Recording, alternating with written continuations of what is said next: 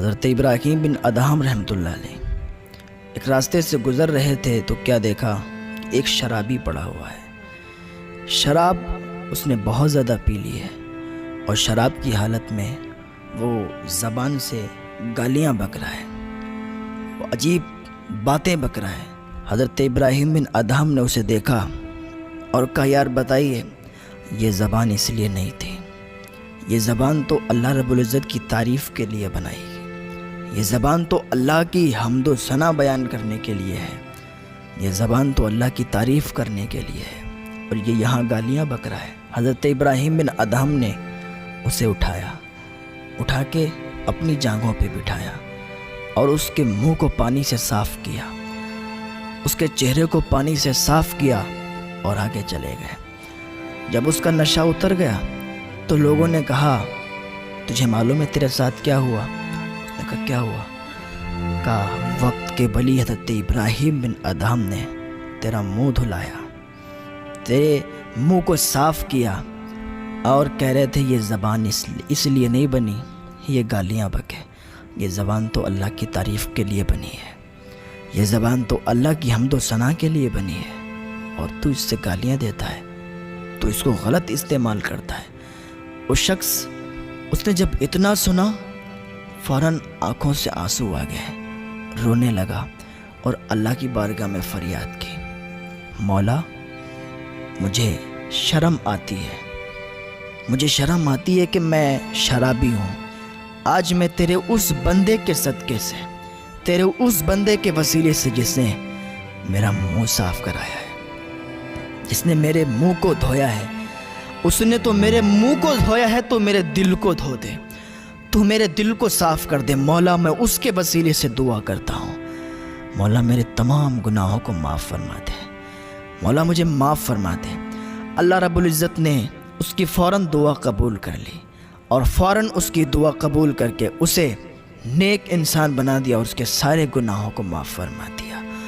بندہ اللہ کی بارگاہ میں دعا کرے تو اللہ تعالیٰ اسے معاف فرماتا ہے، لیکن سچے دل سے توبہ کی ضرورت ہے۔ کوئی کتنا بھی بڑا گناہ گار ہے، سچے دل سے اگر اللہ کی بارگاہ میں آئے گا اور دعا کا طالب ہوگا، اللہ کی بارگاہ میں سچے دل سے دعا کرے گا تو اللہ تعالیٰ معاف فرمائے گا، ایسے ہی معاف فرما دے گا جیسے اس نے کبھی گناہ ہی نہیں کیے ہیں۔ اللہ والوں کی زبان میں بڑا تاثیر ہوتی ہے، بڑا اثر ہوتا ہے۔ ایک نوجوان اللہ کا ولی تھا، اس نے ہارون رشید کے سامنے کسی نیک کام کا حکم دیا اور برے کام سے روک دیا۔ ہارون رشید کو یہ بات پسند نہیں آئی، حکم دیا کہ اس کو قید میں ڈال دیا جائے اور ایسی جگہ قید میں ڈالا جائے جہاں ہوا تک میسر نہ ہو، جہاں ہوا تک جاتی نہ ہو، پانی بھی نہ ہو، کوئی چیز نہ ہو، ایسی جگہ اس کو قید میں ڈال دیا جائے۔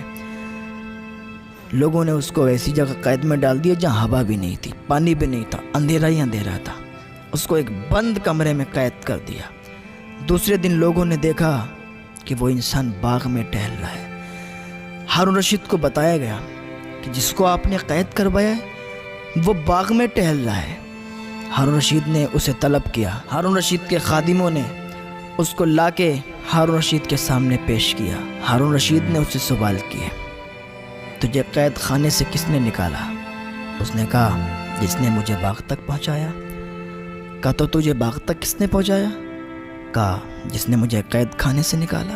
کہا، یار عجیب بات ہے، قید خانے سے نکالنے والا وہ ہے کہ جس نے تجھے باغ میں پہنچایا، لیکن باغ میں پہنچانے والا کون ہے؟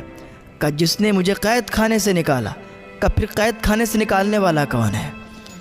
کہ اللہ کے لیے کوئی عیب نہیں ہے، اللہ جو چاہے وہ کر سکتا ہے اور کرتا ہے، مجھے تو اللہ نے نکالا ہے۔ جب اتنا ہارون رشید نے سنا تو رونے لگے، چیخ نکل گئی، آنسو نکل آئے اور حکم دیا کہ ایک گھوڑا منگایا جائے، گھوڑے پر ان کو سوار کیا جائے اور ان کو ان کی منزل تک پہنچایا جائے۔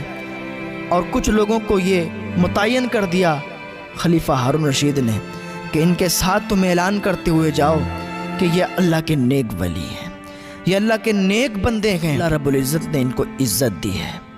اور خلیفہ ہارون رشید نے ان کو بے عزت کرنا چاہا لیکن ہارون رشید کامیاب نہ ہو سکا۔ اور ہارون رشید نے اس نیک انسان سے معافی طلب کی اور بہت زیادہ معافی مانگی کہ مجھے معاف کر دو، مجھ سے غلطی ہو گئی۔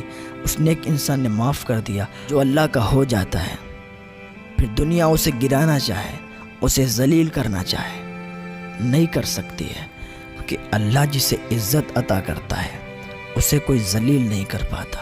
وَتُعِزُّ مَن تَشَاءُ وَتُذِلُّ مَن تَشَاءُ، اللہ جسے عزت دیتا ہے اسے کوئی ذلیل نہیں کر سکتا، اور جسے وہ ذلت دیتا ہے اسے کوئی عزت نہیں دے سکتا۔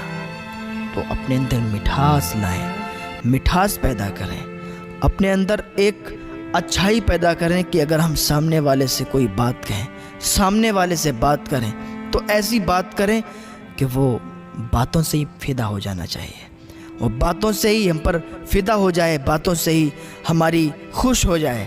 ایسا نہیں ہے کہ اپنی زبان اتنی کڑوی کر رکھی ہے کہ آپ باتیں کر رہے ہیں تو سامنے والے کو غصہ آئے اور آپ سے لڑنے لگے۔ اللہ کی بارگاہ میں دعا ہے اللہ نیک عمل کی توفیق عطا فرمائے۔